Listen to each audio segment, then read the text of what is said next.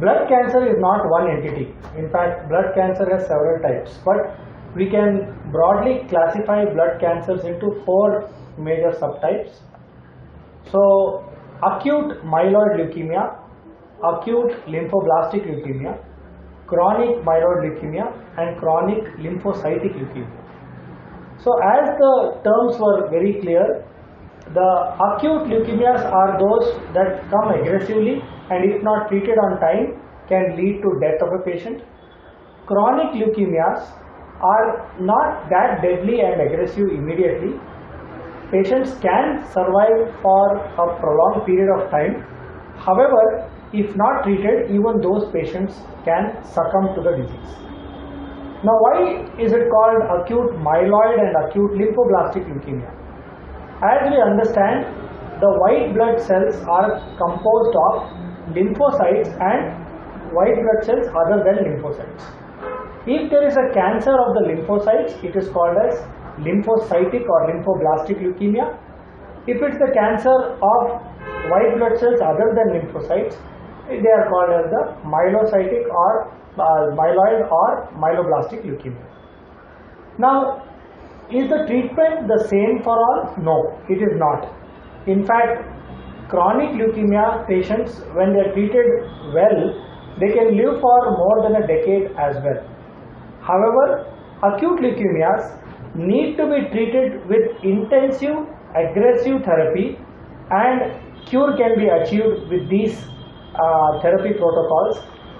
But if they are not successful or if they are not treated with the adequate therapy, patients can die of the disease very soon.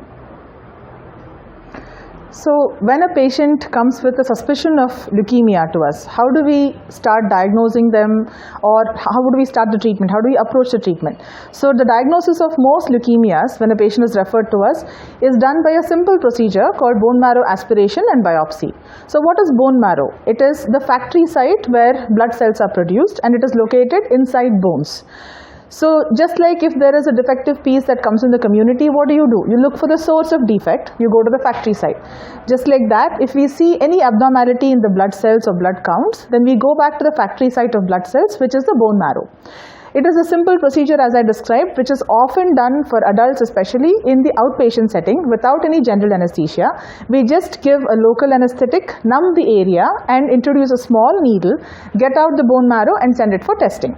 So that is called bone marrow aspiration and biopsy. And the reason we do it is, even if there are these cancerous cells that are inside the factory site causing abnormality in the hemoglobin or other blood counts that are not visible in the blood that we take out from the veins, but if there is a defect, then the best way to diagnose it is by doing a bone marrow aspiration and biopsy. Once we diagnose a particular type of leukemia, whether it is acute, which is an aggressive form of leukemia, or chronic, which is a little more subtler form of leukemia but still can progress into some types of acute leukemias later, we start by attacking especially the acute leukemias very aggressively. So we get this question very often. So what stage is my blood cancer in? Blood cancer has no staging. Just like Dr. Mangesh mentioned, it is not limited to a particular organ. Blood flows to all organs of the body, so hence you cannot stage a blood cancer. The one thing that we do when we diagnose a patient is to see if certain other parts of the body other than just the blood is involved with the blood cancer. So we do a chest x-ray to see if there is any mass in the mediastinum. We call that as a space in the chest. We do ultrasound of the abdomen to see if the liver or spleen are involved. We take some samples from around the fluid around the brain, which we call lumbar puncture, to see if those cells are involved with the same cancer, because this part of the workup or approach to diagnosis will help us decide our treatment plan in the future. So if it is acute leukemia, whether it is acute lymphoblastic leukemia or acute myeloblastic leukemia, we try to aggressively treat those patients. Especially in the first 2 months, we give very aggressive treatment consisting mainly of chemotherapy. So what chemotherapy does is it destroys the cells that multiply at a very fast rate, which is these blood cells, and kills most of the cancer. In adults as well as in pediatric, for both the acute lymphoblastic and myeloblastic leukemias, we try to kill almost 90 to 99% of the disease within the first 2 months of diagnosis. Because most of these cancer, if you don't attack them and bring them under control within the first month, they usually end up being lethal, which means the patient can succumb to that type of cancer, especially because their immunity is very low, their hemoglobin drops, platelet drops, which causes severe life-threatening bleeds. So the mainstay of treatment, or what the main modality of treatment for acute leukemia still remains chemotherapy. If the patients at the time of diagnosis are stratified or called as high risk, then we take them to a highly specialized treatment modality called bone marrow transplantation, where we replace the deceased bone marrow with that of a donor who has a healthy bone marrow. Now, after the initial first phase of treatment, which is the aggressive phase, which is usually called induction and consolidation, after that we put the patient on a slightly milder form of chemotherapy called maintenance chemotherapy, which usually goes on for a few months to a few years, depending on what is the age of the patient and what is the type of cancer that the patient is diagnosed with. That is the treatment for acute leukemias. When it comes to chronic leukemias, there are two types, like Dr. Mangesh mentioned: chronic myeloid leukemia as well as chronic lymphocytic leukemia. Again, the treatment is made with a combination of bone marrow aspiration biopsy, certain blood tests, and certain imaging studies like X-ray or ultrasound. And we also do some special tests called molecular tests. What these molecular tests help us in treatment planning is we are able to offer certain types of medications we call immunotherapy, or we call them targeted therapy, which targets these particular molecular mutations and is able to kill the cancer from the molecular level. So these treatments for chronic leukemias tend to be a lot milder compared to the acute leukemias, and also offer a good prognosis to the patient. Whenever you are diagnosed with leukemia, do not hesitate, or there is a suspicion for blood cancer, do not hesitate to approach a hematologist or a hemato-oncologist, because they are the ones who would help you get the comprehensive care for any particular blood cancer, right from the point of diagnosis to the best type of treatment that can be offered for this disease. So when it comes to management of blood cancers, now even if I were to put all these 4 subtypes of blood cancers, the treatment that is given at the first time can determine whether the patient will be cured of the disease. Number 2, whether the patient, if not cured of the disease, can live very long with controlled disease. So that is very important. Now, what are the steps that are important to be taken so that these goals can be achieved? Number 1, as Dr. Nima said, make sure you consult a hematologist or a hemato-oncologist.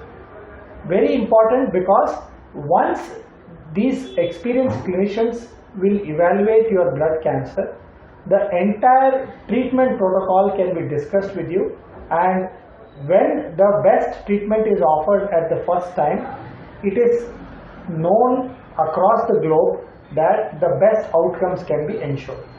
Let me give you a very simple example of chronic myeloid leukemia, or we call it as CML. Before 2000, the year 2000, chronic myeloid leukemia, with the best of therapies that were available at that time, would live not more than 5 years after diagnosis, because those days only chemotherapy was offered, and at worst bone marrow transplantation was done. Out of 100 cases of CML, maybe 5 to 10 cases would be cured of CML, and that too because of bone marrow transplantation.